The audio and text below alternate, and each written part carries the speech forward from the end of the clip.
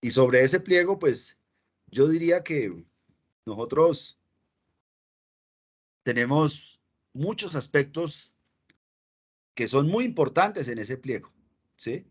Que son, digamos, definitivos, sobre todo como el tema de la ampliación de la planta, que me parece que es para nosotros un tema central. Y aquí voy a entrar a hablar, ya salimos del otro tema, vamos a entrar a hablar del pliego unificado y simplemente voy a hacer unos comentarios muy pequeños, ¿sí? Porque pues no tenemos el tiempo suficiente para hacer digamos, toda la disertación sobre el tema del pliego. Pero yo sí creo que es importante que nosotros sepamos y tengamos claro, compañeras y compañeros, que aquí toda esta lucha por la ampliación de la planta ha sido una lucha de muy largo aliento, ¿sí?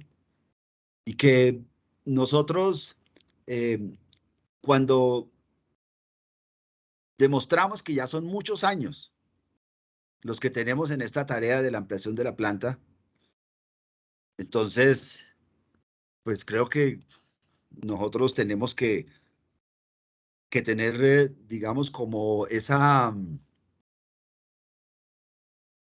esa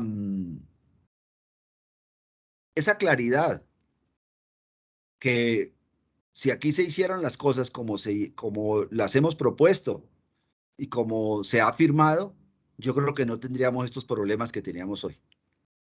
Porque nosotros sabemos que aquí el acuerdo son 1.500 cargos eh, por año durante un periodo de 4 años para alrededor de 6.200 cargos. Y entonces nosotros sí hemos defendido unas reglas. Nosotros hemos defendido que los últimos que entran son los primeros cargos que deben ser convocados. Pero si aquí nos cumplen con la ampliación de la planta, los últimos que entrarían hoy serían convocados hasta dentro de 4 años. ¿Sí? Y, y entonces serían convocados hasta dentro de 4 años, como mínimo. O sea, dentro de 4 concursos. O sea, tendrían la posibilidad de concursar 4 veces. O sea, que no estamos diciendo que mañana saquen a los que ingresaron hoy. No, lo que estamos diciendo es que en un proceso gradual, que en un proceso gradual, en un proceso gradual de cambio, que en un proceso gradual de cambio, unido a la ampliación de la planta, aquí podemos avanzar. ¿Sí? Eso es lo importante, compañeros. Si nosotros logramos unificar ese proceso de la ampliación de la planta y los concursos, aquí vamos a tener bastantes oportunidades para tener concursos y para construir carrera y para mantener a los compañeros provisionales, ¿sí? Pero dándoles la oportunidad permanentemente de concursar, ¿sí? Y además garantizándoles, pues precisamente, su derecho a poder formar parte del sistema de carrera administrativa. Eso es muy importante, porque no estamos diciendo, es que si entraron entonces como la propuesta es que los últimos que entren son los primeros cargos convocados, pues sí, pero es que vamos a tener 4 años de ampliación de planta, si nos cumplen los acuerdos, a cargo de 1.500 cargos por año. Entonces fíjese que ahí se está resolviendo el problema de forma gradual, porque hay quienes quieren eso que se resuelva mañana y que convoquen a todos los cargos que hay ahí. No, eso no lo compartimos. O hay quienes no quieren que nunca haya carrera. Y entonces quieren que nunca se convoque a nada y que todo siga así. Y que qué director tan bueno el que no convocó a concursos, mejor dicho, que qué maravilla. ¿Sí? No, nosotros no compartimos eso. Nosotros venimos cuestionando la ampliación de la planta incluso desde, no, ni siquiera desde la administración anterior, sino desde la administración Rojas, quien fue el primero que nos incumplió en la ampliación de la planta y después se comprometió con un estudio y lo dejó y cuando se fue, llegó el anterior director y entonces a él no le gustó y entonces tampoco quiso hacer ampliación de la planta, pero entonces este sí quiso hacer concursos y concursos sin ampliación de la planta nosotros creemos que no corresponde, porque precisamente aquí tenemos un alto número de compañeros en provisionalidad y entonces se necesita integrar esos otros aspectos para que en la medida en que se convoque a concursos, se amplíe la planta, se den oportunidades a los compañeros para que participen en los concursos, ¿sí? Y entonces los últimos que entran tendrían posibilidades en 4 años, pues de que su cargo fuera convocado. Imagínense, tienen 4 convocatorias antes. en la propuesta que tenemos, que es una propuesta que es el acuerdo de 2018, que es firmado por la DIAN, ¿sí? Porque ya al 2018 veníamos en un incumplimiento previo de parte de Rojas, ¿sí? Y después llegó Romero y Romero, mejor dicho, para Romero los sistemas iban a hacer todo, ¿sí? Y eso es mentira. Una cosa es la robotización y otra cosa es la sistematización. Porque en la sistematización lo que va a tener la DIAN es una mejor información, es un mayor conocimiento de sus usuarios tributarios, aduaneros y cambiarios. Pero se necesita más personal precisamente porque alguien tiene que analizar esa información. Hoy en día, la información que trae la DIAN con estos sistemas tan chichipatos que tenemos, hoy en día desborda al personal que tenemos. Hoy en día hay más de 10.000 expedientes de cobro que no se pueden hacer efectivos porque no hay el personal suficiente. Hoy en día estamos en unos niveles altísimos de evasión en comparación con América Latina, ¿sí? Y pues gravísimos, peores con relación a la OCDE. Y una de las razones de todo eso es que no hay gente suficiente en fiscalización para que realice los procesos. Hoy en día tenemos unos acosos laborales terribles en nuestros sitios de trabajo y no hemos podido resolver ese problema.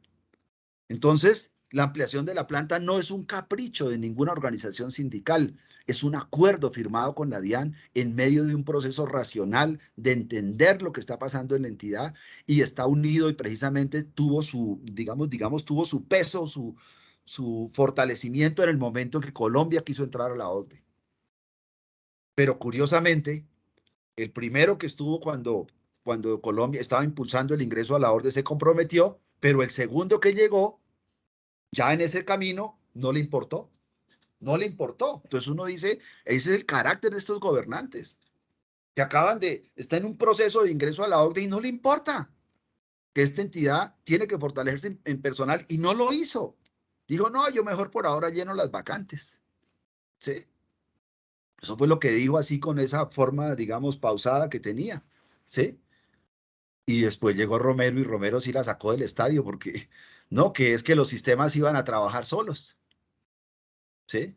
Y bueno, y ahora se ha entendido mejor el tema y ha habido una gestión, ¿sí?